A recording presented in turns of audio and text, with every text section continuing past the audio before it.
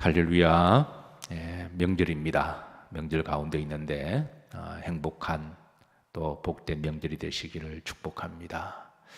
사실 명절이 되면 두 가지 이미지가 있습니다. 가족과 형제를 만나는 날이기도 하고요. 또 두 번째는 또 고향을 찾는 날이기도 한데, 어차피 우리의 최종적인 가족은, 최종적인 부모님은 하나님이시고, 또 우리가 최종적으로 가야 할 곳은 천국의 본향입니다. 그래서 명절에 이 새벽에 하나님의 집에 또 하나님을 또 이렇게 뵙기 위해서 오신 여러분들에게 하나님의 크신 은혜가 있으시기를 주의 이름으로 축복합니다.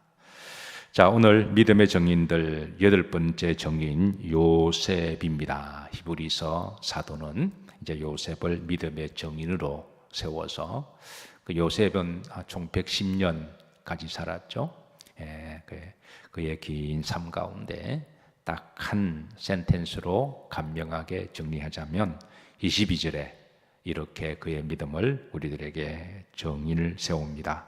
자, 다시 한번 합독하시죠. 믿음으로 요셉은 임종시에 이스라엘 자손들이 떠날 것을 말하고 또 자기 뼈를 위하여 명하였으며. 자, 믿음으로 요셉은, 이 말도 역시 요셉은 한평생 믿음으로 살았음을 알려주고 있습니다. 그리고 중반절에 보시면 뭐하시에?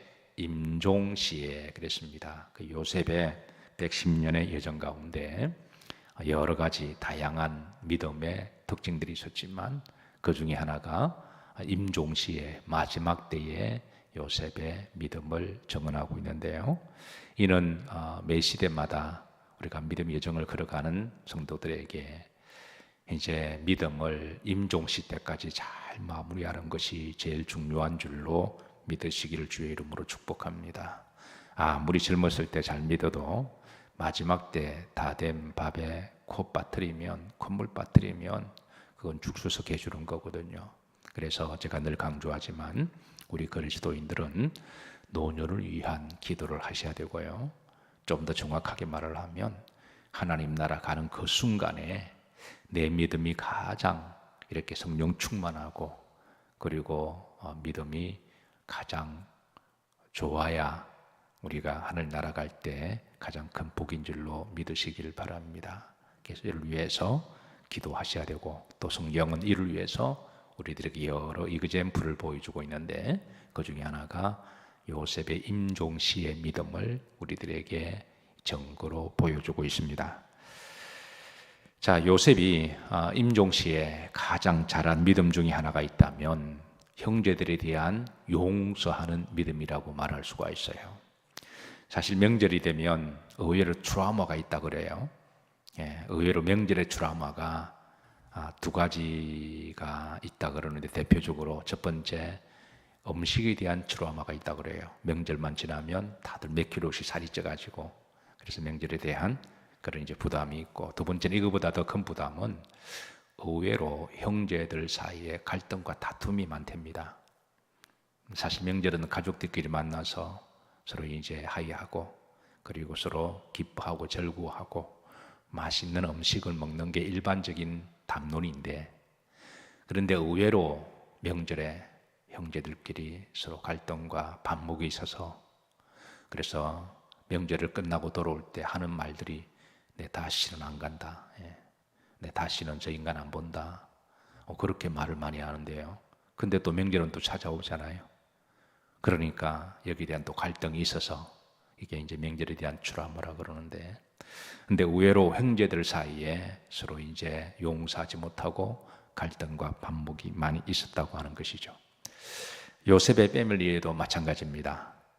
요셉이 살아가면서 형제들에 대한 그런 상처, 아픔,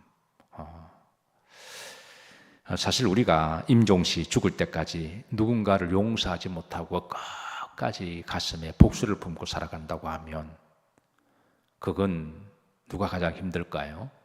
그 본인 마음이겠죠. 죽는 순간까지 우리가 누구를 미워하고 정오하고 이런 마음을 가지고 그렇게 우리가 임종을 맞이한다면 그건 결코 건강한 행복한 임종이라고 말할 수가 없습니다. 그리고 하나님이 그런 마음을 품고 천국 오는 성도를 기쁘시게 받으실까요? 하나님께서 그러지 않으실까요? 야, 너 그거 좀 다 정리하고 오렴. 예수님의 이름으로 그거 다 정리하고 와야지 내가 받아주지. 천국은 우리가 용서하고 화평한 마음으로 가는 곳인데 그게 한이 맺혀가지고 하나님 저 인간 원수 갚아주세요. 이렇게 간다면 그것도 우리가 천국 가는 성도의 도리가 아닌 것으로 생각이 되어집니다. 그래서 사랑하는 성도 여러분, 혹이라도 형제들에 대한 상처와 아픔과 그런 게 있으면 이번 명절에 예수님을 믿는 사람들이 좀 다 정리하시고 털어버리시고 그리고 또 우리의 인생 마지막에도 그 이런 부분들이 살아갈수록 다 털어버리는 그런 믿음의 여정들이 되시기를 주의 이름으로 축복합니다. 자, 요셉도 형제들이 한 큰 상처가 있었지만 또 이건 역으로 형제들도 요셉이 자기들을 용서하지 못할 것에 대한 한평생 죄책감과 두려움 속에 살아가는데요. 이 모습을 잘 보여주는 부분이 창세기 50장 15절에 있습니다. 15절에 보면 그 형제들의 심리를 잘 반영하고 있습니다. 한번 합독하시죠. 요셉의 형제들이 그들의 아버지가 죽었음을 보고 말하되 요셉이 혹시 우리를 미워하여 우리가 그에게 행한 모든 악을 다 갚지나 아니할까 하고, 여기 이제 그 형제들의 두 가지 심리가 나와요. 요셉이 우리를 미워한다. 왜냐하면 자신들이 지난 여름에 무슨 짓을 한 것을 알고 있거든요. 그 짓은 사람이 할 수 없는 악한 일이었습니다. 그래서 소리 들어보시면 모든 악한 짓들, 사람이 할 수 없는 악한 짓이라면 그건 마귀가 한 것이겠죠. 그래서 우리가 흔히 사람들이 악한 짓을 하면 사람들은 인간학적으로 자꾸 그럴 수밖에 없다 이야기를 하고 자꾸 어떤 과학적으로 접근해서 사람에게, 여러분 그럴 수도 있지만 사람은 또 영적으로도 봐야 됩니다. 사람이 할 수 있는 일이 있고 하지 못하는 일이 있는데요. 사람이 해서는 안 되고 하지 못할 짓을 하면 그거는 그 영이 악한 영이 미혹되어서 마귀 짓이라고도 우리가 한번 봐야 돼요. 그렇다고 모든 악한 짓이 다 마귀라고 말할 수는 없지만 우리 믿는 사람들이 그걸 한번 그렇게도 봐야 된다라는 거예요. 어쨌든 모든 악한 짓 뒤에는 마귀 역사가 의외로 많이 있습니다. 마귀 짓 한 거죠. 자, 그런데 그 형제들이 그들의 아버지가 무엇을 보고 죽었음을 보고 말하되, 자, 여기에 보면 히브리인들의 어떤 풍습이 있습니다. 히브리인들은요, 비록 형제끼리 원수라고 할지라도 부모님이 살아있는 한 부모 앞에서 원수 갚지 않는 것이 저들의 일반적인 풍습이었습니다. 그러니까 요셉의 형제들이 아버지 야곱이 살아있는 동안에 요셉이 우리를 아무리 미워하고 또 요셉에게는 또 복수할 만한 권력이 있죠. 또 복수할 만한 명분이 있죠.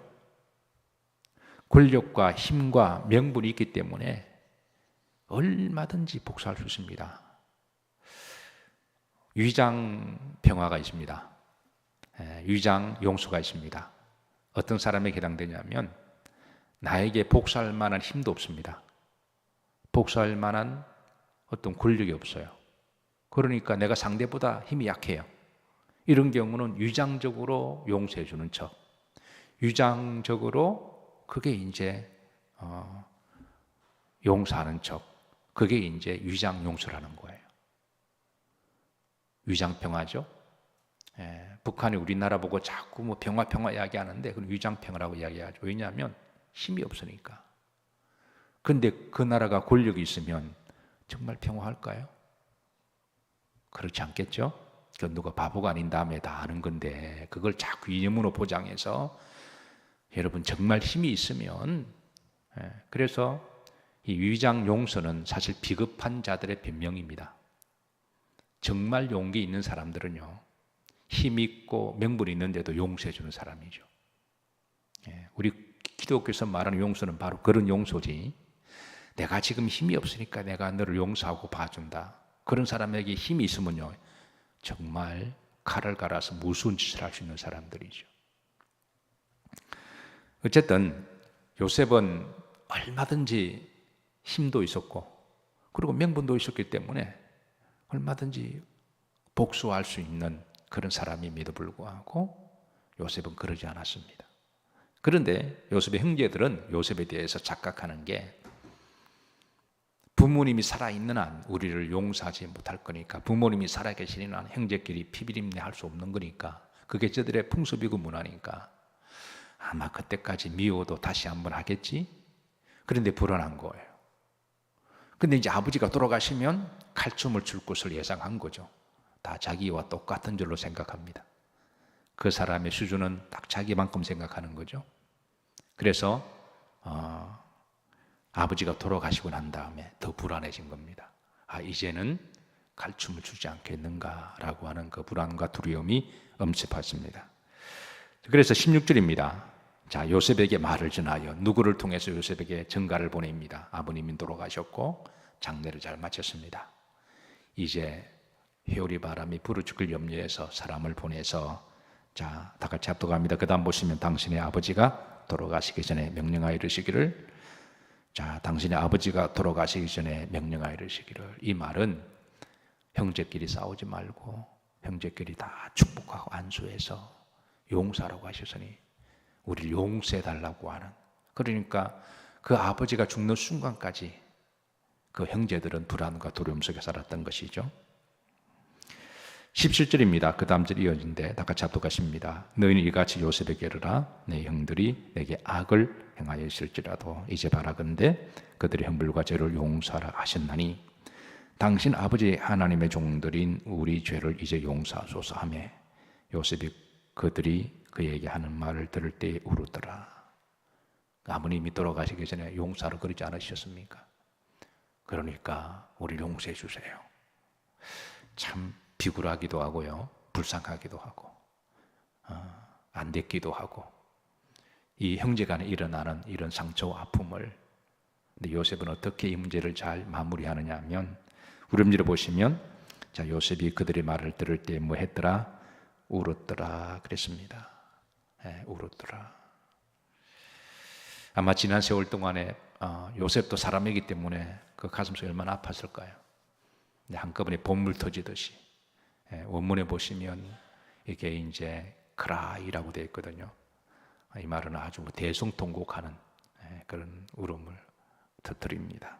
그리고 이제 18절에 이제 합독합니다. 그의 형들이 또 친히 와서 요셉 앞에 엎드려 이르되 우리는 당신의 동들이니이다. 그래서 와서 친히 와서 사람을 통해서 간을 간보니까 요셉이 정말 그냥 너무 펑펑 울어서, 그래서 형들이 우리를 용서하리나 보다, 저렇게 펑펑 우는데 우리를 죽이겠냐. 그래서 이제 저들이 친히 와서 이제 용서해 달라고 그렇게 간구합니다. 자, 19절부터 이제 요셉의 인격과 믿음을 봅니다. 요셉이 어떻게 형제들을 용서하는지, 이것은 우리가 인간관계를 하면서 특별히 형제들끼리 서로 상처가 있을 때 하나님을 믿는 우리 성도들이 어떻게 용서해야 될 것인지 좋은 교과서적인 그런 답을 주고 있습니다. 인간관계도 마찬가지죠. 친구지간에도 우리가 또 그런 게 있으면 요셉을 통하여 우리가 배울 레슨이 두 가지인데요. 첫 번째 19절입니다. 합독합니다. 요셉이 그들에게 이르되 두려워하지 마소서, 내가 하나님을 대신하리이까. 이게 첫 번째 요셉의 믿음과 태도입니다. 내가 하나님을 대신하겠습니까? 원수 갚는 것, 그건 하나님이 하실 일이고, 사람을 죽이는 것, 그것 하나님이 하실 일이고, 물론 요셉은 이 일을 할 수 있습니다. 권력과 힘이 있고요, 요셉의 말 한마디에 얼마든지 사형을 할 수 있는 그런 권력이 있어요.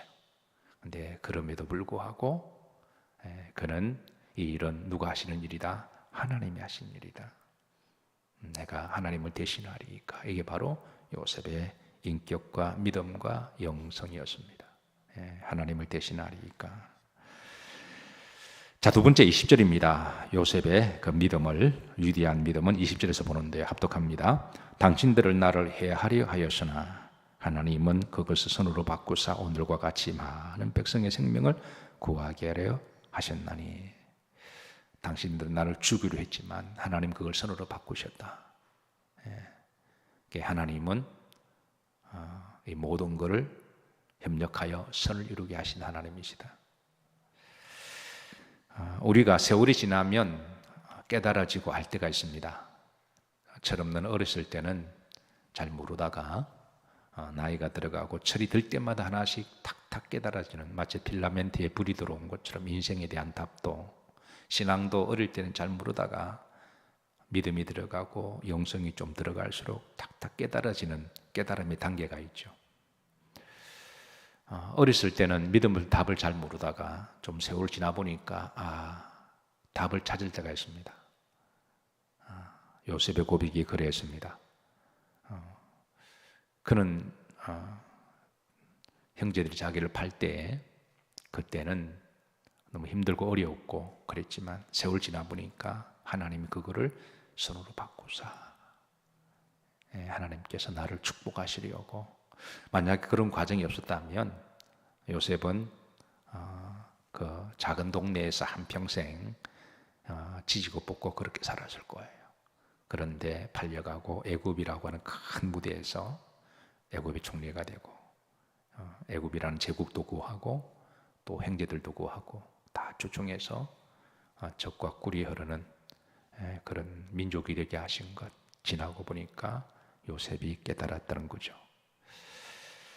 우리가 믿음 생활하면서 점점 깨달아지는 영성이 있고 이 땅에서도 그렇고 우리가 나중에 하늘나라 가면 하늘나라 제일 많이 하는 말이 내가 하나님 좀 더 잘 믿을 걸이라는 말이래죠. 내가 하늘나라가 이렇다면 하나님 나에게 시간과 생명 주셨을 때 내가 그때 신실하게 믿을 걸, 잘 믿을 걸, 좀 더 헌신할 걸.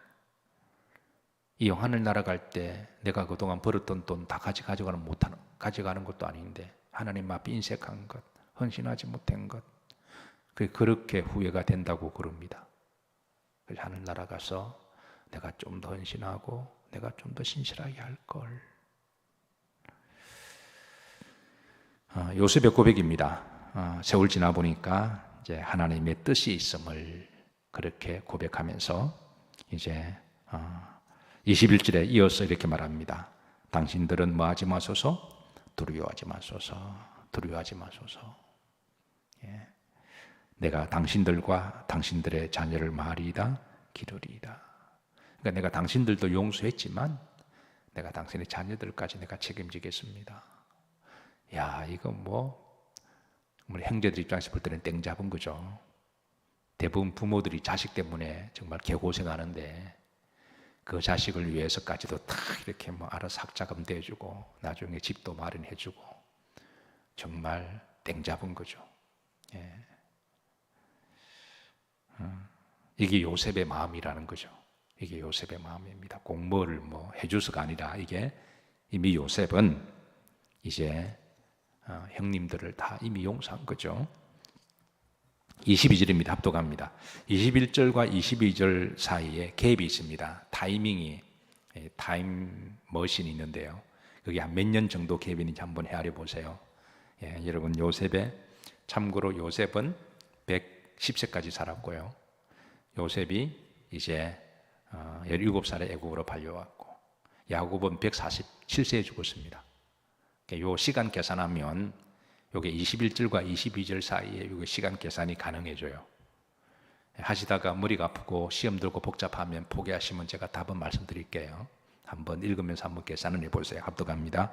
요셉이 그의 아버지의 가족과 함께 애굽에 거주하여 110세를 살며, 그러니까 이제 요셉의 마지막 순간을 110살이니까.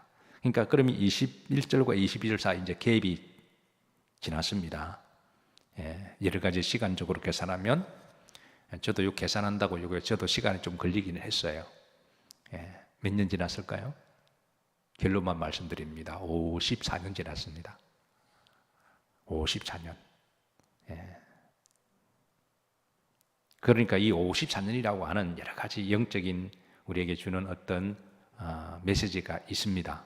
54년. 그러나 그 중에 하나가 오늘 본문을 보면 요셉이 형제들을 용서했고 또 요셉의 형제들은 요셉에게 용서를 받았고 이 문제가 정리되었고, 그리고 우리가 누구를 미워하고 누구에 대한 어떤 죄책감을 가지고 이 부분들이 정리가 되면 형님들이여 두려워하지 마소서.